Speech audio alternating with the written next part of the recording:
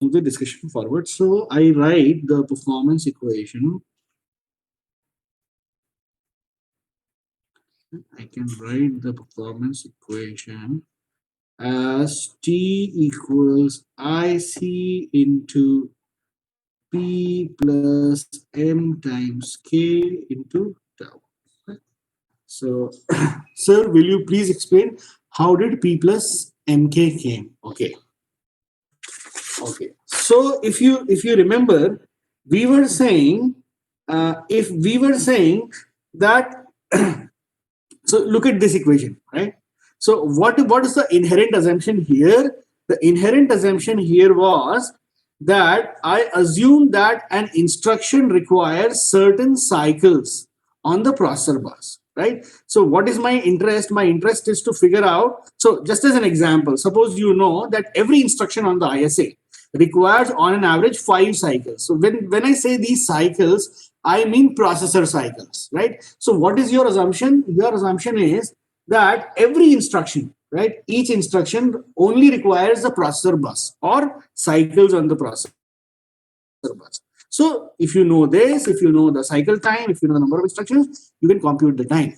But if you look at this assumption that we made, see, and this assumption is practical. This is not a abstract assumption. What does it say? It says that if you look at an instruction, sometimes it requires use of the processor bus, which is quantified as p number of processor cycles.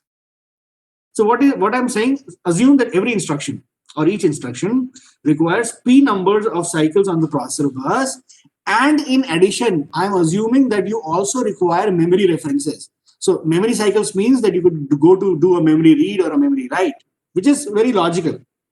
When you access a memory operand, right? You require memory cycles. So this okay, just a minute. The video has yeah. So if you look, this is a very general discussion, right? So now we are generalizing. We are saying an instruction requires p number of processor cycles and number of memory cycles.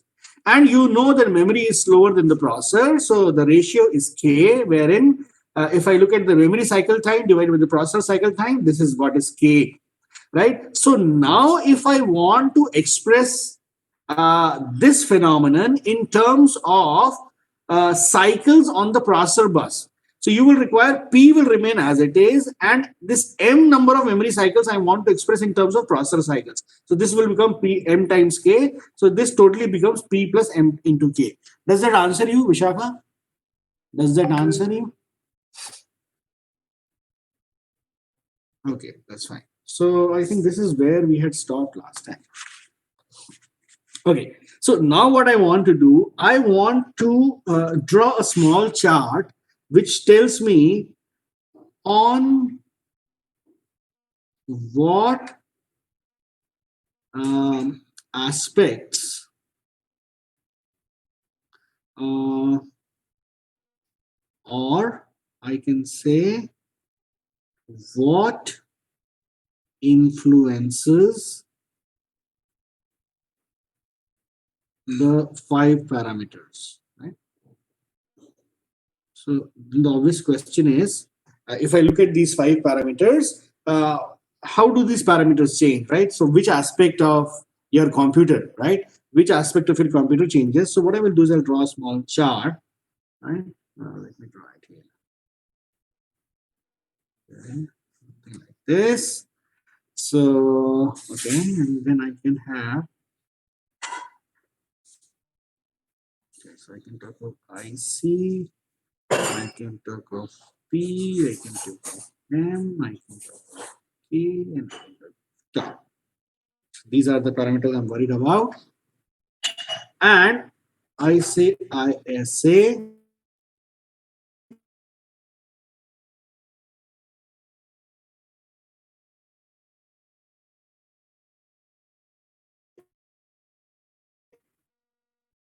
I say talk of cache and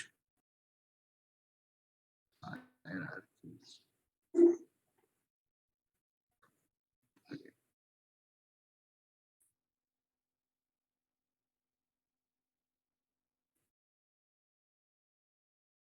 So there could be other things as well, but broadly broadly, if you look, now the memory model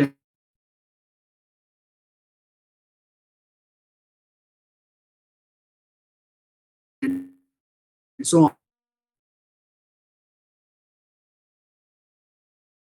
So I think most of you understand.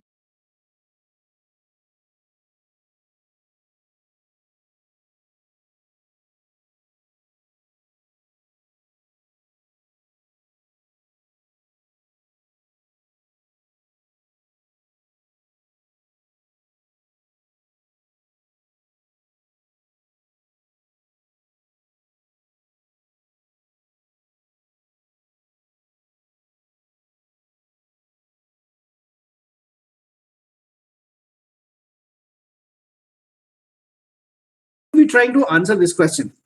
So if I look at this count IC, right? If I look at, so if you write a high level program and if you ask uh, which of these aspects of a computer would decide how many, so IC is the number of instructions. What is IC, right?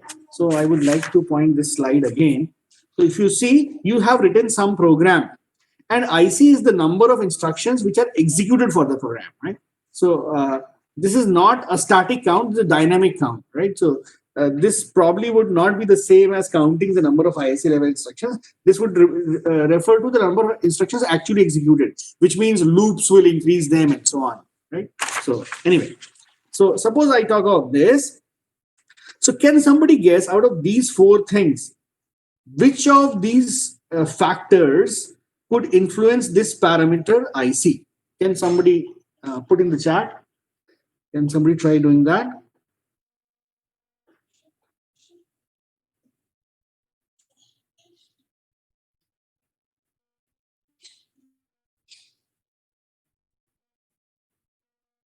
So if you want, I can put numbers. So you can just say, okay, let me put numbers.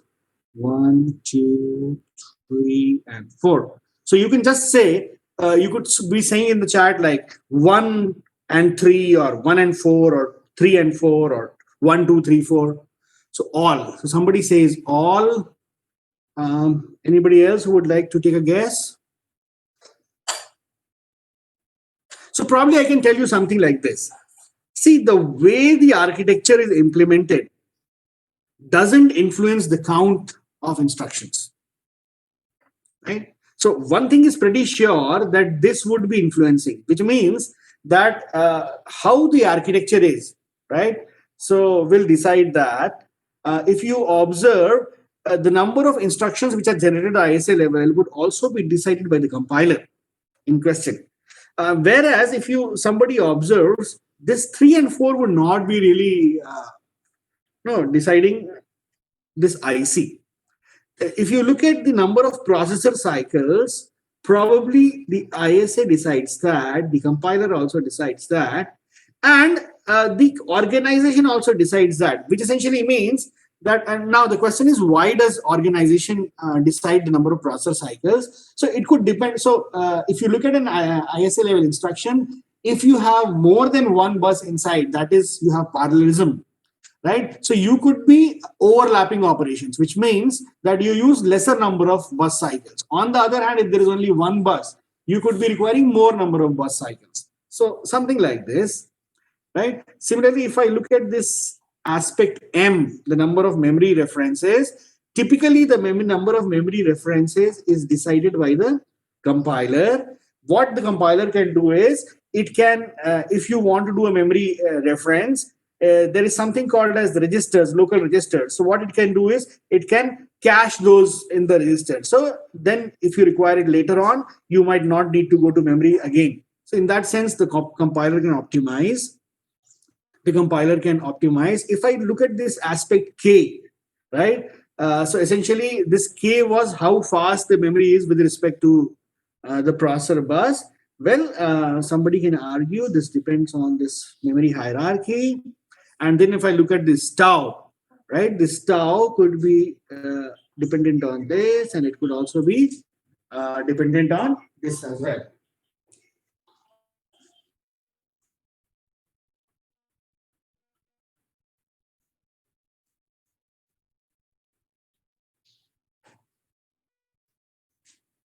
So again, this is at a very abstract level right now. In the sense, we really don't know, how this memory hierarchy is implemented or how the compiler is implemented. But this is a very broad discussion that we can do at this point of time. So what does this table tell us? This table tells us if I look at these 5 parameters of the performance equation, on what factors of the computer really influence them, right? So this was something I wanted to talk about. So why did I write this performance equation? Well, there is a metric which is popular, right? So there is a metric which is popular, which is popular, and which is used to quantify or measure the performance of computers. And what is it? It is called as MIPS. Stands for million instructions executed per second. So there's a very popular metric which is called as MIPS, which is used to quantify the performance of computers. And how do you define MIPS? Well, MIPS is nothing but, so if you know the execution time, if you know, so million instructions. So if I have IC number of instructions which are executed in time t, right? So this would give me instructions executed per unit time, right? So this would give me instructions executed per unit time. And if I divide by 10 raised to the power 6, I get this MIPS rating, right? So I get this MIPS rating, and then you can use the earlier equation to substitute. So this is the same as F by CPI into 10 raised to the power 6. So either this or this, right? Okay, so what I can do is I can just do a small example to clarify how we do those calculations. So I can take an example. Okay, so I'll give you examples. So assume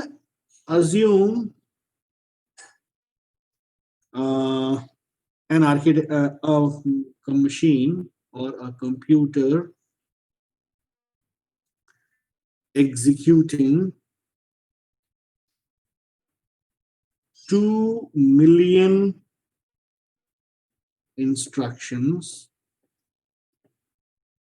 right, on a 400 megahertz processor.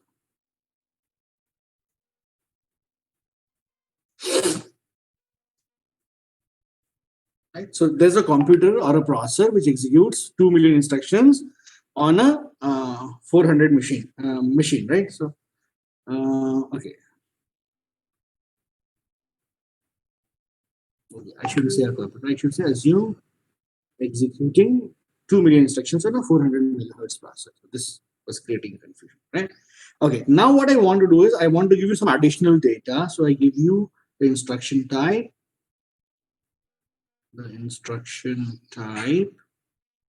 right? And so let me write it down. So let us say you have arithmetic and logical instructions. You have load, store with a cache hit. You have a branch instruction type, and you have, say, memory reference with a cache miss.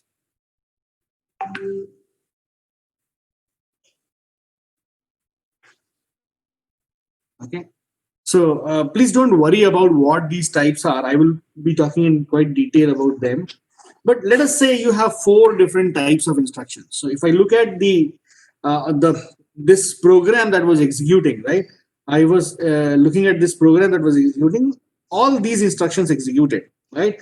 I can talk of their individual CPIs, right? I could be talking of their individual CPIs.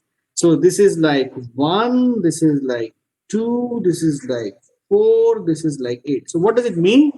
It means that if I look at a branch instruction type, every branch instruction requires 4 cycles to execute. This is what it means.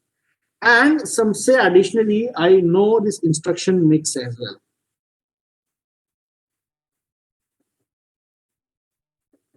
Instruction mix as well. So this is like 60, this is like 18, this is like 12, this is like 10.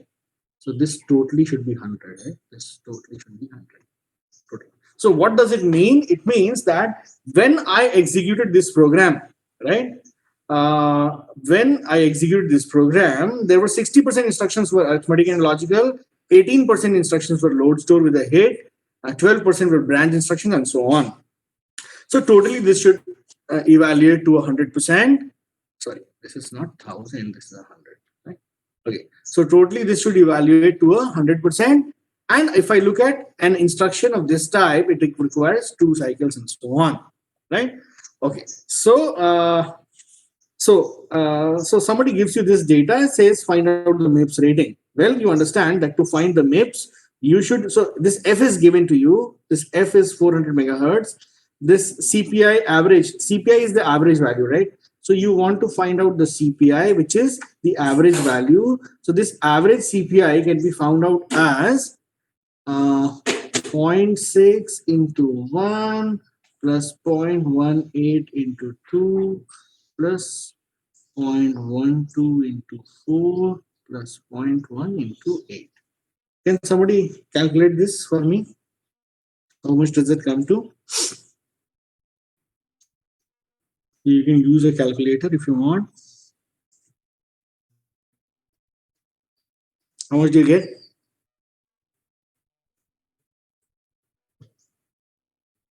And then I would be interested to find out the MIPS value. How much do you get? Anybody?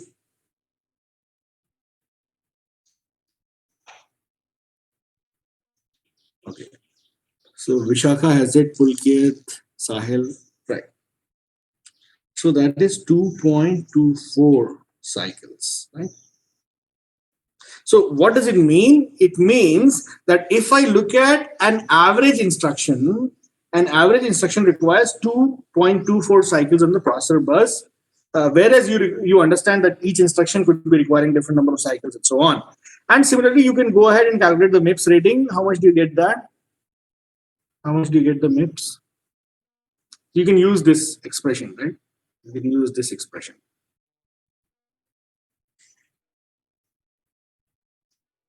Okay, so MIPS comes to as 178, approximately 178. Right? So approximately 178. Right. So essentially what it means is the machine is executing 178 million instructions per second, right? So this is what it means. So the machine is executing this. Very good. So Dhananjay has it, Pulkit has it, and so on. All right. So okay. So this was MIPS. So this was one unit which was followed. There's another unit, another popular unit. So another popular metric which is called as MFLOPS. Stands for million floating point operations per second. Okay, now what was the justification for this? Well, some people argued initially that it really doesn't matter as to how many instructions you execute. The real instructions which take most of the time are floating point. So floating point operations are usually very compute intensive. They take a lot of time. And initially people believe that if you have computers, the only useful work that you would be doing is for solving scientific problems which would involve floating point operation. So they said, why do you worry about other instructions? So you should actually try to quantify as to the number of MFLOPS that it does. So MFLOPS is defined as, so MFLOPS is nothing but the number of floating point operations done divided by the execution time, right? Uh, right? Execution time into 10 raised to the power 6. So when initially people tried to quantify the performance of computers, this MIPS rating and MEMFLOPS rating were pretty popular. But there is a catch. There is a catch that these ratings only help if ISAs are same, which means that if the ISA varies, then this MIPS rating and this MFLOPS rating is okay. How can you so there is a counter example, right? So there's an example to illustrate this point, right? Or a counter example, right? Let us take an example. Suppose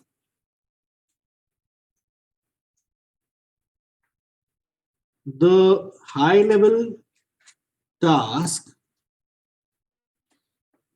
is okay, so suppose something like this: C equals A plus B. So I think if I write something like this, most of you realize that this can look like a statement in a high level language. You can think of it as the C language, right? So whenever you write a C program, you could be using a statement like this. So most of you understand that A and B are memory locations, and you have to sum it up and push it to another memory location. Now, let me tell you what is the problem. Let me tell you what is the problem, right?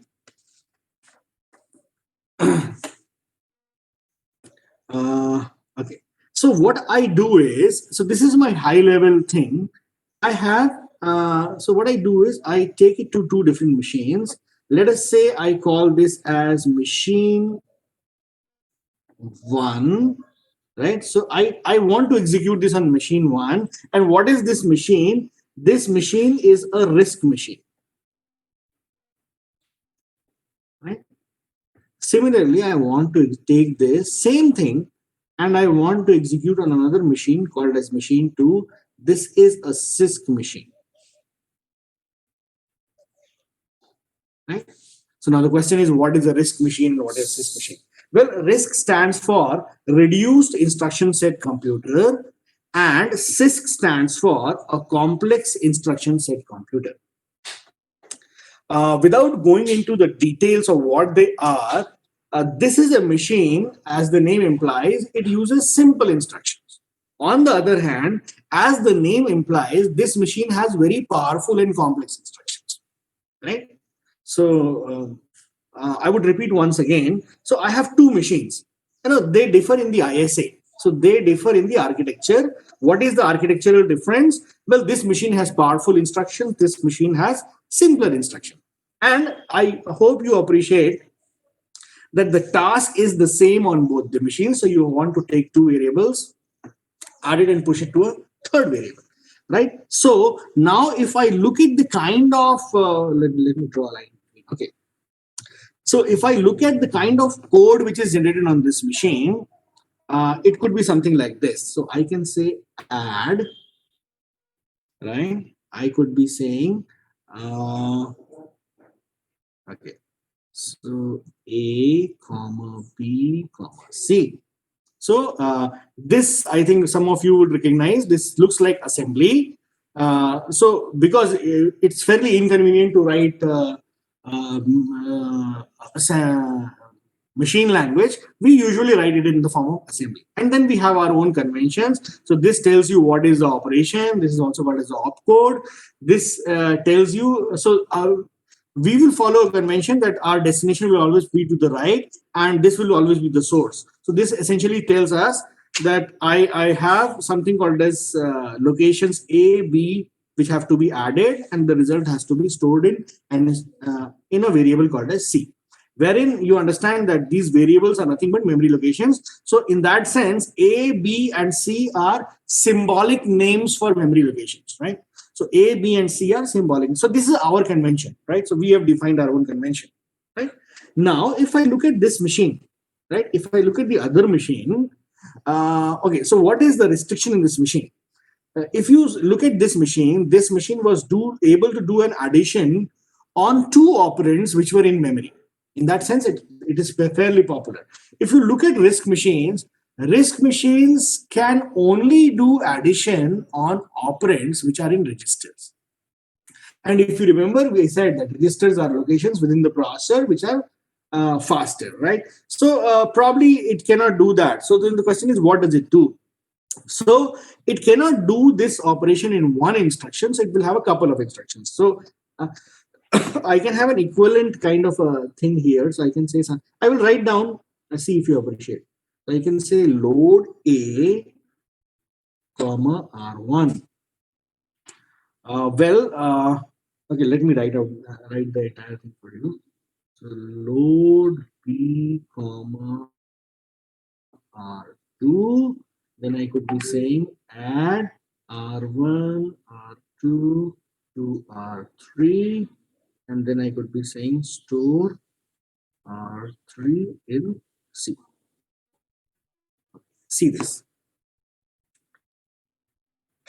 Okay, see this. So what have I done? Now, if you see, I wanted to do this one job at the high level, but at the machine level, it is like 4 instructions, right? What does this instruction do? Well, it's a load instruction. What does it do? It takes something from memory and moves it to a register. So in that sense, it is a data movement instruction. It takes something from memory. So it's a memory operand, and this is a register operand. Move something from the memory to register. So A is copied to R1. The contents of B are copied to R2. So now what do R1 and R2 contain? They contain the data which was there in locations A and B. And now this RISC machine can add, because the RISC machine can only add operands in registers. So you have R1 and R2, and the result is also pushed to R3. So you cannot push it directly to memory. Now the result is there in R3. So you can take R3 and store it into memory, right? So this load or store in that sense tells you the direction of movement of data, right? So we don't worry much about what is this. I will slowly explain. We will build the discussion on RISC machines and CISC machines later on. But let us say, for argument's sake, so there is an assumption. There is assumption that since the high level task is same, assume both machines take roughly same time to execute the tasks, right? So what am I saying? Now my argument is that I really don't bother about what those machines do and how they do it and so on, right? What I'm saying is, because I know the high level task is like adding 2 variables and pushing it to third one, right? So for argument's sake, assume that both machines take roughly the same time, right? Which is fairly logical, right? So this is not over simplifying things. This is pretty logical, right? So they could be taking the same amount of time. Now, if you observe, so what is your observation? You observe that if you were calculating MIPS, then machine 2 could be executing on 1 MIPS, right? And you would get machine 1 as 4 MIPS. What does it mean? It means that if suppose in the same time you execute one instruction, and on the same time you execute 4 instructions, right? So suppose if you had million such instructions executed in some 1 second, then I could say that this machine executes 1 MIPS. On the other hand, then this machine would be like 4 MIPS. Or you could be saying that a ratio of this would be 4:1, right? So if I just look at the MIPS rating, right? If you're just calculating MIPS and suppose the times were such that you get 1 MIPS for this, then for this one you would get 4 MIPS. So it would seem like this machine one is faster. Why is it faster? Why would machine one seem faster? Because at the ISA level, it is executing more number of instructions per second. On the other hand, the machine two is executing that both of them are doing the same work. So it seems like that MIPS rating is inconclusive if the ISA is different, right? The MIPS is inconclusive if the ISA is different. So then what is the solution, right? What is the solution? Just a minute.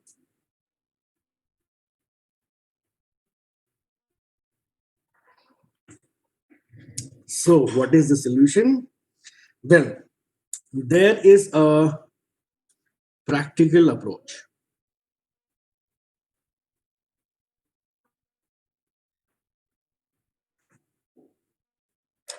What is that practical approach?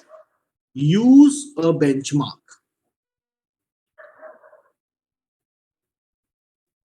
Yeah, use a benchmark. What does this mean?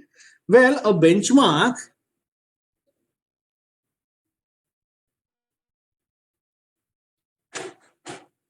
is a suite of programs for a certain application domain like databases, compilers, or I should say databases, compilers, etc.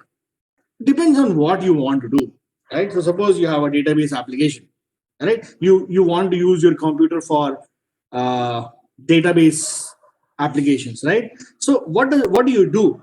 Well, the idea is fairly simple. So a suite is a suite has n programs, right? So this is n programs written in a high level language, right?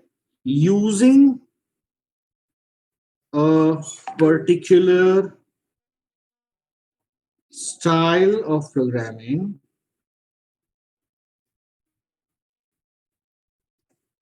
and widely distributed so that a lot of people can use them to run their so so So a suite is nothing but a collection of programs, right? So you pick up a particular suite. So for example, you go. So what is the objective? So objective is to find out performance of a test computer, right? So you have a test computer. You want out to figure out its performance for say something, right? Say Java applications or database applications, right? Database applications,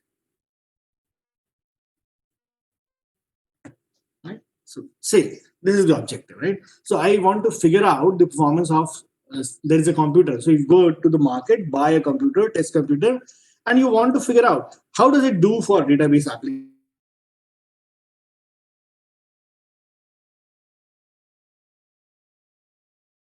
applications. Well, the idea you do, right? So okay, so what to do? What to do? Right? Well, look for spec of the computer. Right? So look for the spec rating of the computer. What is spec? Well, spec is a particular kind of a benchmarking suite, which stands for system programming, execution, and something. So this is a consortium, right? This is a body which generates this benchmark. And there could be many different people who could be doing this benchmarks. So this spec is very popular. This spec is a very standard body. So what does this spec do? This specs give you a rating for the computer, right? The spec gives you a rating.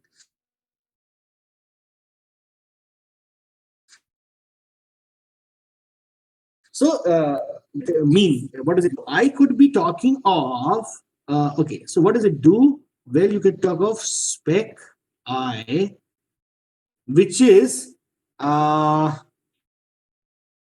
this could be defined as time on test computer divided by time on reference computer.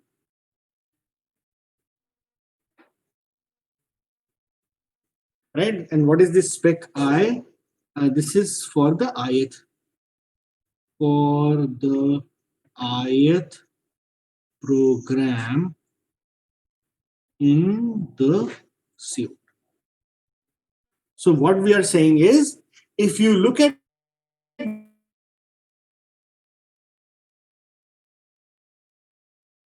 program, ith program, then if I run it on a test computer under very similar conditions, that is the same compiler and the same operating system, other things remain the same. So I divide the time on the test computer by the time on the reference computer. So this would tell me this is a kind of a speed up. So for example, if this value is 5, then it means my test computer is 5 times faster than the reference computer. This is what it means, right? So I try to do this for all the programs. So run all the programs, and then I could be finding a spec rating for the entire suite, right? So I could be trying to find the spec rating for the entire suite, and this could be like okay, I is equal to 1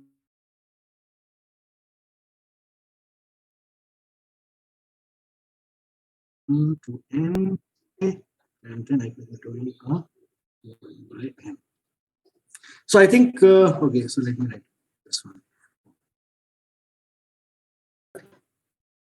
The geometric mean, right?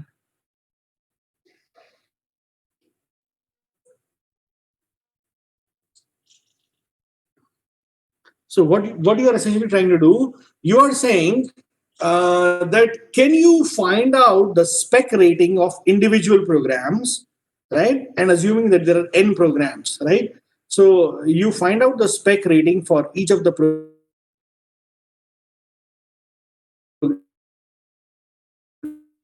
programs, multiply all of them, take the nth root. This becomes like a spec rating for the.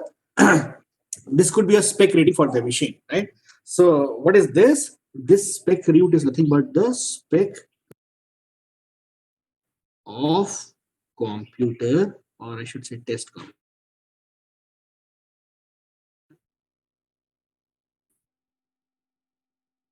right? Of the test computer, the seat. So generally,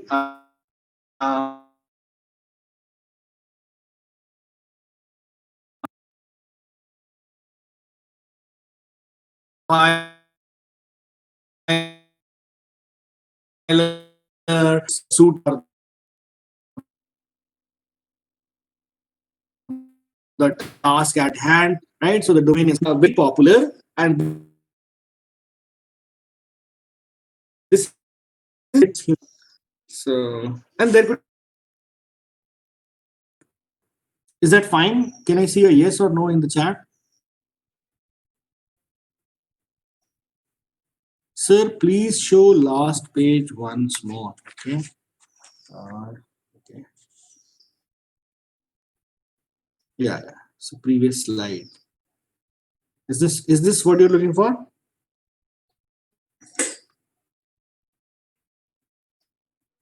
Why did we take the geometric mean instead of arithmetic mean? Okay. Uh, okay, I try to answer that. Okay, so first tell me whether can I move to the next one, next slide. Can I remove this slide? Yeah. Okay, so then the question is, why did we take a geometric mean? Well, it is not like that. So essentially, if you see, you have to look at those spec ratings. So usually, the most popular is the geometric mean. Some people say you can take the arithmetic mean also, and then some people say you can take the harmonic mean as well, and so on. And then you can always come up with situations wherein one mean is more intuitive than the other one, right? So uh, so I hope that answers the question, right? So then the question is, which is more popular? This one is more popular. The other means are also there. I hope it answers. Who was that? So it answers Sridhar. So Sridhar, does it answer you?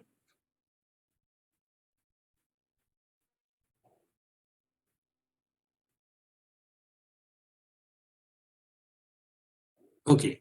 That Prabhav Sai says, because all programs may run at the same time. No, the programs are run by one. They are not running at the same time. So that is Prabhav. Okay, so Ojas Sharma says, how would this spec rating help in designing a better computer? Well, we are not using these spec ratings to design a computer. We are using these spec ratings to quantify the performance of a computer. So I hope, if you understand, this is the question which bothers us most of the time. So when you go to the market and you buy a computer, right? The question is, you ask him how good this computer is. Then that fellow tells you 100 things. He says, this is the speed, this is the RAM, this is this and that. But at the end of it, do you know that the kind of application that you're going to run, whether this computer will be good enough or not? So, for example, if somebody says that if you in contrast to a Sun Spark so and so machine, say there is some good architecture. And then if you're able to say that this machine is like 5 times better for, say, Java applications, I hope that would suffice or that would satisfy you. And you know that while figuring out this performance, there was not one program that was tested, but say there were at least 15 programs or 25 programs that were tested. So I hope that answers Ojas. Is that fine, Ojas?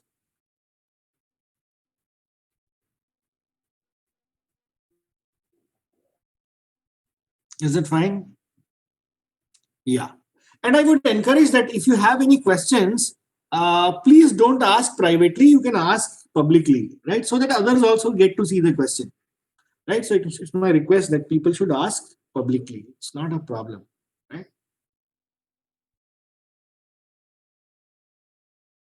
You should not feel people thinking about your answers. So if there are no further questions, can I move ahead?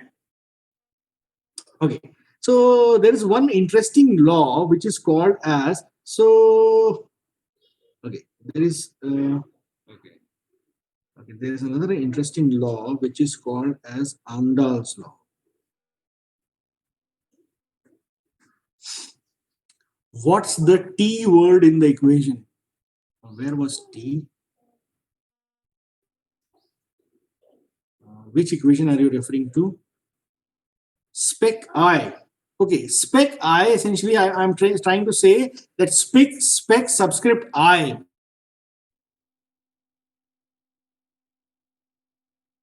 refers to the subscript suit, refers to the spec rating of the entire suit. So you're interested in this one, right? So there's no T there, right? This is a product, right? So this says you multiply all of them. Is that fine, Diksha? Uh, which T are you referring to? I don't get it. The first equation.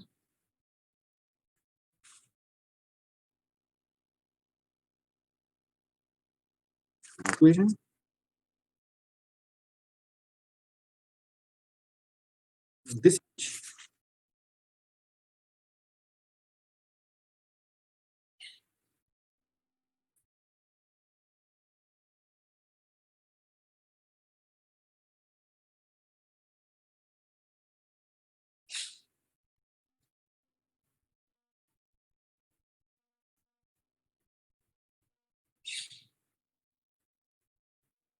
Okay, I think this one.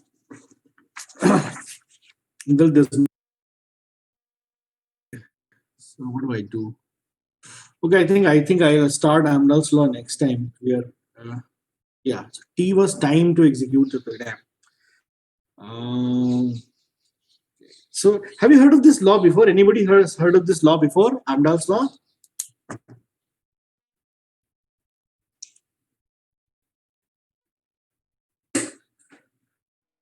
Okay, so what I'll do is I'll stop. Maybe we can do this because I think we're through with time. It's already 1 o'clock. So I think I'll stop. We'll continue the discussion next time. Can I stop, Sears?